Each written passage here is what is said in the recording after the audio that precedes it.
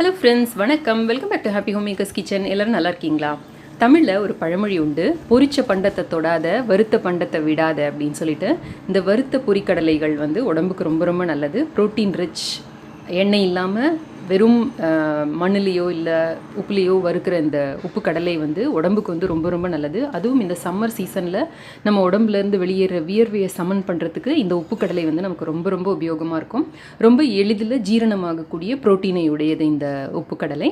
வாங்க இன்றைக்கி இதை எப்படி செய்கிறதுன்னு பார்க்கலாம். அதுக்கு முன்னாடி இந்த ரெசிபி உங்களுக்கு பிடிச்சிருந்ததுன்னா லைக் பண்ணுறதுக்கும் நம்ம சேனலுக்கு சப்ஸ்கிரைப் பண்ணுறதுக்கும் மறக்காதீங்க. இந்த ரெசிபி பிடிச்சிருந்ததுன்னா உங்கள் ஃப்ரெண்ட்ஸோடையும் ஷேர் பண்ணிக்கோங்க. வாங்க இப்போ இதை எப்படி செய்கிறதுன்னு பார்க்கலாம். இங்கே வெள்ளை பட்டாணி கடலை நான் எடுத்திருக்கேன். ஒரு அரைக்கப் அளவுக்கு, ஒரு அரைக்கப் அளவுக்கு கொண்டக்கடலை, கருப்பு கொண்டக்கடலை எடுத்திருக்கேன். ஒரு அரைக்கப் அளவுக்கு காராமணி எடுத்திருக்கேன். இது எல்லாமே முடிஞ்ச வரைக்கும் ஆர்கானிக்காக வாங்கிக்கிறது நல்லது. இப்போ இதை நல்லா கொஞ்சம் தண்ணி ஊற்றி அலசிடுவோம். இப்போ இந்த மாதிரி நம்ம அலசி க்ளீன் பண்ணி எடுத்ததில் ஒரு சிட்டிகை மஞ்சள் தூள் போட்டுக்கலாம். சிட்டிகை போட்டால் போகிறோம், ரொம்ப வேண்டாம். போட்டு இதை இப்போ நல்லா மிக்ஸ் பண்ணிக்கலாம்.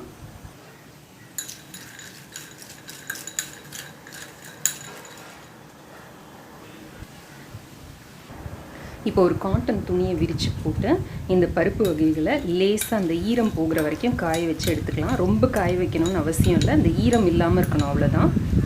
லேசாக பரப்பி விட்டுடுங்க. இப்போ இந்த பருப்பு வகைகள்லாம் நல்லா லைட்டாக காஞ்சிருக்கு. அந்த மஞ்சத்தூள் மேலே நல்லா கூட்டாயிருக்கு. இப்போ இதை எடுத்து நம்ம வறுக்கலாம். இப்போ நம்ம கடலையை வறுத்து எடுத்துப்போமா, அதுக்கு தேவையான பொருள் இந்த மாதிரி ஒரு நல்ல உயரமான குக்கர் எடுத்துக்கோங்க. இல்லை அடிகனமான பாத்திரம் எடுத்துக்கிட்டாலும் பரவாயில்ல, இல்லை கடாய் எடுத்துக்கிட்டாலும் பரவாயில்ல. கொஞ்சம் ஆழமாக இருக்கிற மாதிரி பார்த்துக்கோங்க. ஏன்னா இந்த கடலைகள் உள்ளே போடுறப்ப சில நேரம் வெடிக்கிறதுக்கு வாய்ப்பு இருக்குது. ஸோ உப்பு கடலை எல்லாம் வெளில தெரிக்கிறப்ப நம்ம மேலே பட்டு எதுவும் வராமல் இருக்கிறதுக்காக தான் இது சொல்கிறேன். கொஞ்சம் ஆழமான பாத்திரமாக எடுத்துக்கோங்கன்னு எடுத்துக்கிட்டு 1.5 கப்லேருந்து 2 கப் அளவுக்கு கல்லுப்பு போட்டுக்கோங்க. உங்களுக்கு ஆற்று மணல், நல்ல சுத்தமான ஆற்று மணல், மெல்லிசான ஆற்று மணல் கிடைக்கும்னா நீங்கள் அது கூட போட்டுக்கலாம். பட் எல்லாருக்கும் அது கிடைக்கிறது கஷ்டங்கிறதுனால உப்பு ஈஸியாக இருக்கும், நமக்கு கல்லுப்பு போட்டுக்கலாம். அப்புறமா இந்த மாதிரி ஒரு வலை கரண்டி எடுத்து வச்சுக்கோங்க. அப்போ தான் இதிலேருந்து அந்த பருப்பை மாத்திரம் நம்ம வெளியில் எடுக்கிறதுக்கு வசதியாக இருக்கும். ப்ளஸ் திடீர்னு வெடிச்சதுன்னா கொஞ்சம் மூடி வைக்கிறதுக்கு இந்த பாத்திரத்தை மூடுற அளவுக்கான தட்டையும் ஒன்று எடுத்து ரெடியாக வச்சுக்கோங்க. இந்த உப்பை நல்ல ஹை ஃப்ளேமில் வச்சு சூடு பண்ணுங்கள். இப்போது உப்பு நல்ல சூடாக இருக்குது. கரண்ட் போயிட்டதுனால நான் இண்டக்ஷன்லேருந்து கேஸ் ஸ்டவ்வுக்கு மாற்றிருக்கேன். நல்ல சூடாக இருக்குது. இப்போ இதில் நம்மளோட பருப்பை போட்டுடலாம். கொஞ்சம் கொஞ்சமாக ஒரு கைப்பிடியாக ஆட் பண்ணுங்கள். ரொம்ப ஒரே அடியாக ஆட் பண்ண வேண்டாம். செய்துட்டு நல்லா அப்படி கலக்கி கொடுங்க. த்ரூ அவுட் நான் நல்ல ஹை ஃப்ளேமில் தான் வச்சுருக்கேன். அப்போ தான் நல்லா வறுபட்டு கிடைக்கும் நமக்கு. சூடு குறைஞ்சதுன்னா இந்த பருப்பு நல்லா வறுபட்டு கிடைக்காது.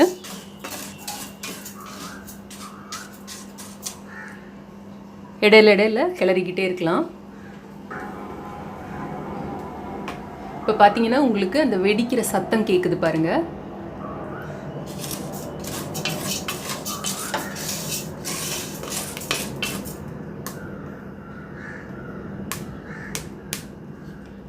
இந்த மாதிரி வெடிக்கிறப்ப மேலே வெடித்து விழுற மாதிரி இருந்ததுன்னா இந்த தட்டை வச்சு லேசாக இந்த மாதிரி உங்களுக்கு ஆப்போசிட் சைடில் அந்த ஓட்டை இருக்கிற மாதிரி வச்சு இப்படி மூடிடுங்க. இந்த சத்தம் அடங்கினோடனே நம்ம அந்த பருப்பை வெளியில் எடுத்துடலாம். வாசனையும் நமக்கு நல்லா காட்டி கொடுக்கும், நல்ல வாசனை இருக்கும் நமக்கு. இப்போ நல்ல உப்பு கடலையோட வாசனை வருது எனக்கு. அந்த சத்தம் அடங்கிடுச்சு. நான் இப்போ சிம்மில் வச்சுட்டு இந்த கடலைகளை வெளியில் எடுத்துகிற போகிறேன்.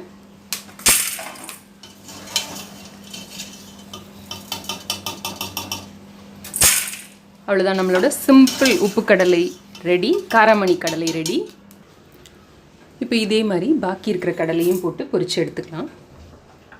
கரெக்டாக அந்த பதம் மாத்திரம் பார்த்து எடுத்தோம்னா நமக்கு கரெக்டாக வரும். கொஞ்சம் நல்லா தங்க நிறமாக வர்றப்ப, வாசனை வர்றப்பவே எடுத்துடலாம். ரொம்ப நேரம் வச்சோம்னா கருப்பாகிறதுக்கு வாய்ப்பு இருக்குது. பாருங்கள், நல்லா அந்த தோலெல்லாம் வெடித்து அந்த சத்தம் கேட்குது. நல்லா எனக்கு இங்கே வாசனை வருது. இந்த மாதிரி இருக்கிறப்ப எடுத்துடலாம். உங்கள் குழந்தைங்க காரம் சாப்பிடும் அப்படின்னா மஞ்சத்தூளோட கொஞ்சம் காரப்பொடியும் சேர்த்து கூட போட்டுக்கலாம். இப்போ இந்த மாதிரி தங்க கலரில் இருக்கிறப்ப எடுத்துக்கலாம். இப்போது இதே மாதிரி நம்மளோட பட்டாணியையும் பொரிச்சு எடுத்துக்கலாம். பட்டாணி இதோ ரெடியாக இருக்கு. ஒரு கைப்பிடி அளவுக்கு பட்டாணி போடுறேன். போட்டு நல்லா அப்படி இடையில கிளறி கொடுத்துட்டே இருக்கலாம். இப்போ உங்களுக்கு நல்லா வெடிக்கிற சத்தம் கேட்கும். ரொம்ப வெடித்து வெளியிலலாம் வர்ற மாதிரி இருந்ததுன்னா இந்த பிளேட் வச்சு பார்ஷலாக அதை மூடிடுங்க. நல்லா அந்த பட்டாணியோட வாசனை வர ஆரம்பித்து லேசாக அந்த கலர் மாறுறப்ப வெளியில் எடுத்தோம்னா சரியாக இருக்கும்.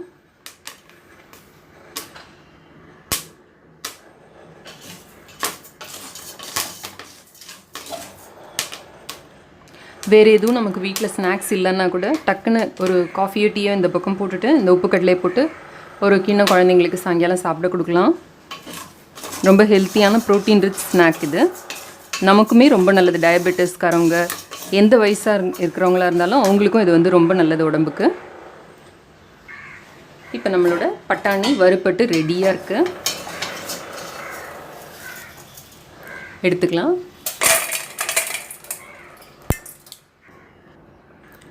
இப்போ அடுத்தது கொண்டக்கடலைகளை போட்டுக்கலாம்.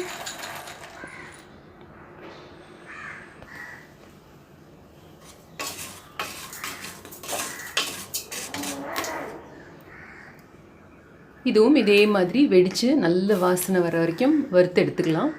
இதில் வந்து பதம் வந்து ரொம்ப பார்த்துக்கிட்டே இருக்கணும். நம்ம கொஞ்சம் விட்டுட்டோம்னாலும் அந்த உப்போட சூடில் வந்து கரியறதுக்கான வாய்ப்பு இருக்குது.